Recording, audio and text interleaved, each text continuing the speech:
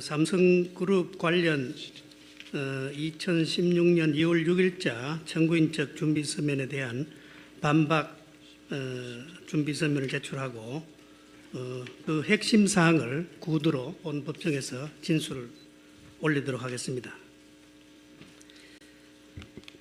피청구인의 대리인들은 본건 탄핵 소추 이후 현재까지도 현재의 심판 대상이나 여전히 심판 대상이나 적용 법조가 특정되지 않고 오락가락하는 바람에 피청구인을 방어하는 데 큰 혼란과 어려움을 겪고 있습니다.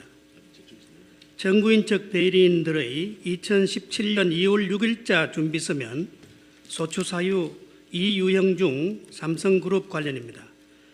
이 준비서면도 그 전형적인 사례 중에 하나입니다.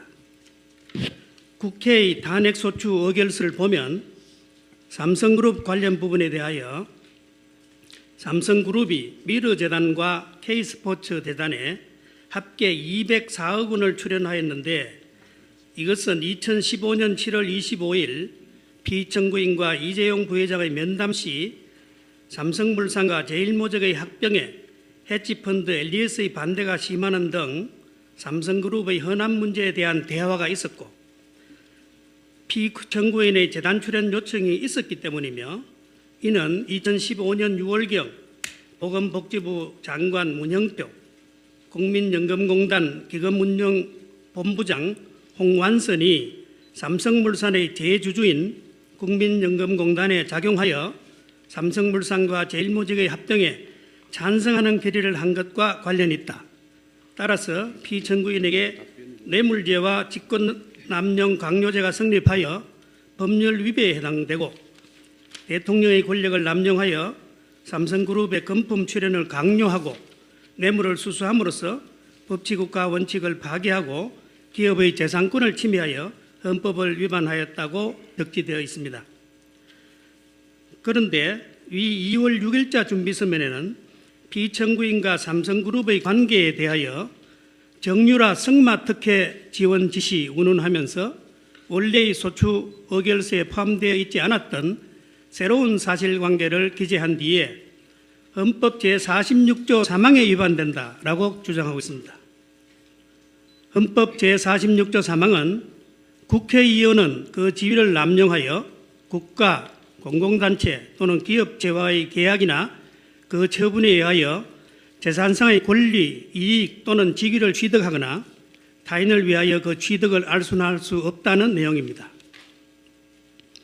아마 청구인 측에서는 검찰의 최순실, 안종범에 대한 공소장을 근거로 피청구인을 뇌물죄, 직권남용죄 등 법률 위배 사유를 기초로 하여 탄핵 소추를 하였다가 헌법재판소의 심판 과정에서 뇌물죄 등 범죄 혐의를 인정할 만한 증거가 거의 없다는 사실을 알게 되자 당황한 나머지 당의 소추 사유의 불비를 메우기 위하여 부득이 국회의원의 헌법상 의무임이 명백한 헌법 제46조까지 무리하게 들고 온 것이 아닌가 생각됩니다. 당초에 충분한 조사와 증거 확보 없이 시작된 무리한 졸속 탄핵 소추를 계속 유지하기 위하여 억지 논리로 새로운 법리를 창설하려는 것이 아닌가 의심됩니다. 하지만 헌법 제46조는 문자 그대로 국회의원에게 부과된 헌법상의 의무이고 대통령에게는 우리 헌법이 별도로 헌법 수호 업무라든지 국가 독립 영토 보전 업무라든지 겸직 금지 의무, 평화 통일 노력 의무 등을 규정하고 있습니다.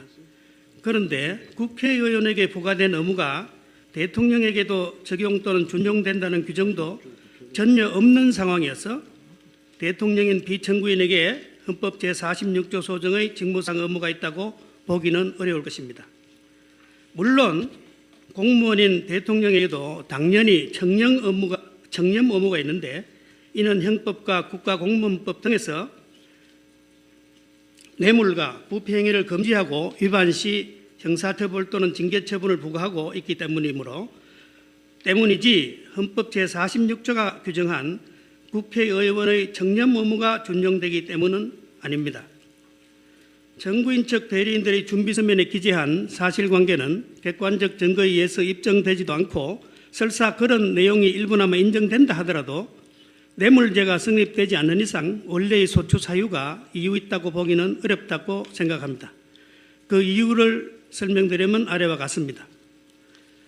헌법 제65조와 헌재법 48조는 대통령이 그 직무집행에서 헌법이나 법률을 위반한 경우는 국회가 탄핵소추를 의결할 수 있다라고만 규정되어 있습니다. 그런데 과거 노무현 전 대통령 탄핵 사건에서 헌법재판소는 대통령이 그 직무집행에서 헌법이나 법률을 위반한 경우라 하더라도 대통령을 파면하기 위해서는 대통령의 파면을 요청할 정도로 헌법 수호의 관점에서 중대한 법 위반 또는 국민의 신임을 배반한 행위가 있어야 한다고 하였습니다. 그런데 헌법 수호의 관점에서 중대한 법 위반이란 자유민주적 기본 질서를 위협하는 행위로서 법치국가의 원리와 민주국가 원리를 구성하는 기본 원칙에 대한 적극적인 위반 행위를 뜻하는 것이고 대통령의 파면을 요청할 정도로 국민의 신임을 배반한 행위란 예컨대 뇌물수수, 부정부패, 국가의 이익을 명백히 행하는 행위가 그 전형적인 예라고 하면서 그 사례로서 대통령이 헌법상 부여받은 권한과 지위를 남용하여 뇌물수수, 공금횡령 등 부정부패를 하는 경우라든지 공익실현의 의무가 있는 대통령으로서 명백하게 국익을 해야 하는 활동을 하는 경우라든지 대통령이 권한을 남용하여 국회 등 다른 헌법기관의 권한을 침해하는 경우 등의 그런 경우에는 대통령이 자유민주적 기본 질서를 수호하고 국정을 성실하게 수행하리라는 믿음이 상실되었기 때문에 더 이상 그에게 국정을 맡길 수 없을 정도에 이르렀다고 보아야 한다고 판시한 바 있습니다. 그런데 피청구인이 문화융성이라는 정책을 수행하는 과정에서 삼성그룹 등에 대하여 기업의 사회공헌 차원에서 문화 및 체육 분야에 대한 후원을 부탁하여 공익목적문화재단 법인인 미르재단과 K스포츠재단에 금품을 출연하도록 하였다고 하여 그러한 행위가 자유민주적 기본질서를 역행하고자 하는 적극적 의사를 가지고 있었다거나 민주주의 원리를 구성하는 헌법상 기본원칙에 대한 적극적인 위반 행위라고 할 수는 없으므로 헌법소의 관점에서 중대한 법 위반이라고 보기는 어렵다 하겠습니다. 한편 피청구인의 위와 같은 행위가 부정부패나 국가의 이익을 명백히 해야 하는 행위가 아니면 명백하므로 삼성그룹 관련 소추 사유가 뇌물수수의 법률 위배에 해당한다는 점이 입증되지 않은 이상은 국민의 신임을 배반한 행위로서 대통령을 파면할 사유가 되기는 어렵다고 하겠습니다. 그런데 2015년 12월 서울중앙지검 특별수사본부가 최순실, 안종범을 기소할 때에도 피청구인에 대한 뇌물수수 혐의는 인정되지 않아 결국 안종범 수석과 최순실을 직권남용 권리행사 방해죄 및 강요죄로 기소하였고 2017년 1월 19일 특별검사가 삼성그룹 이재용 부회장에 대하여 뇌물공여 등 혐의로 구속영장을 청구하였지만 법원은 뇌물공여죄 등 주요 범죄 혐의에 대한 법리상 다툼의 여지가 있음을 고려할 때 구속사유와 필요성을 인정하기 어렵다며 소명 부족을 이유로 구속영장을 기각하기도 하였습니다. 이런 재반 사정을 종합하면 삼성그룹과 관련하여 피청구인에게 뇌물죄가 성립되지 않는다는 점은 논정이 되었지 않나 생각합니다. 따라서 피청구인에 대하여 뇌물죄가 성립되지 않는 이상 소추 의결서 중 삼성그룹 관련 소추 사유는 이유 없다고 하겠습니다. 또한 피청구인에 대한 뇌물죄, 직권남용죄, 강요죄, 공무상 비밀누설죄 등 법률 위배 사항에 대한 소추 사유에 대해서는 별도의 준비서면에서 법리 주장을 상세히 하겠습니다. 마지막으로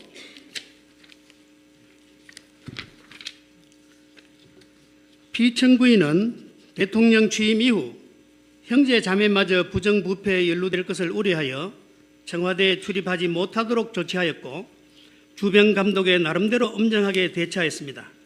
상식적으로 보더라도 1천만 명 이상의 국민들이 직접 투표로 선출하여 대통령에 취임한 피청구인이 가족도 아닌 제3자를 위하여 신성한 대통령의 지위를 남용한다는 것은 상상하기 어렵다고 하겠습니다.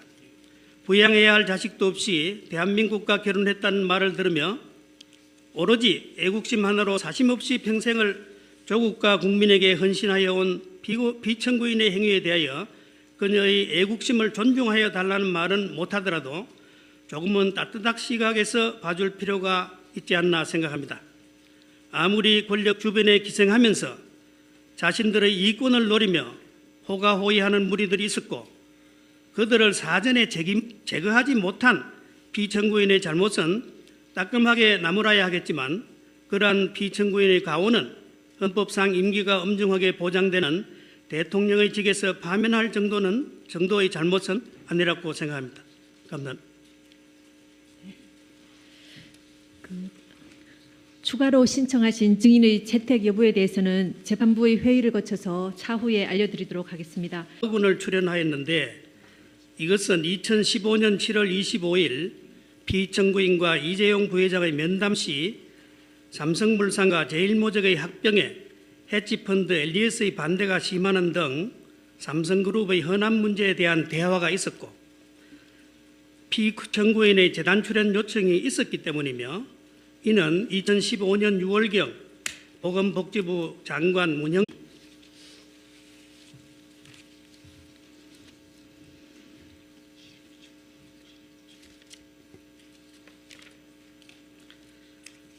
삼성그룹 관련 2016년 2월 6일자 청구인 측 준비서면에 대한 반박 준비서면을 제출하고 그 핵심 사항을 구두로 본 법정에서 진술을 홍표 국민연금공단 기금운용본부장 홍완선이 삼성물산의 대주주인 국민연금공단에 작용하여 삼성물산과 제일모직의 합병에 찬성하는 결의를 한 것과 관련이 있다.